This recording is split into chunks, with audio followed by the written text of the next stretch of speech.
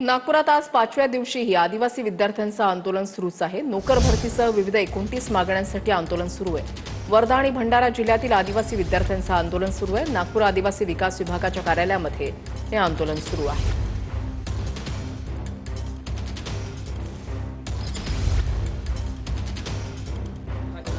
नागपुरात आदिवासी विद्यार्थ्यांच्या आंदोलनाचा आजचा 5वा दिवस आहे।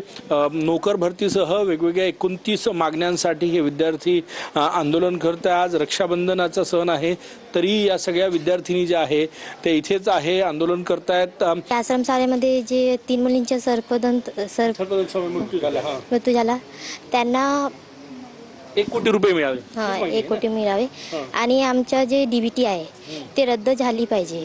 जे आम्हाला डीबीटी भेटते त्याच्याबद्दल आम्हाला जेवण भेटलं पाहिजे।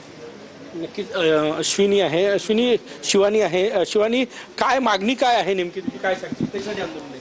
आंदोलन आम्ही आता कंटिन्यू 4-5 दिवसापासून तेच सांगत आहोत की आम्ही डीबीटी साठी बसलेलो आहे। जरी पहिली मागणी मान्य झाली तुमची? पहिली मागणी हे झाली, पण बाकीच्या ज्या आमच्या मागण्या होत्या पेंडिंग होत्या, डीबीटी वाला विषय होता, त्याच्यामध्ये बिंदू नामावली होता, 12,500 पद भरती होते आणि डीबीटी वाला विषय होता। ह्या सर्व मागण्या पूर्ण झाल्याशिवाय आम्ही इथून उठणार नाही आहोत। आमचं आंदोलन असं सुरू राहणार।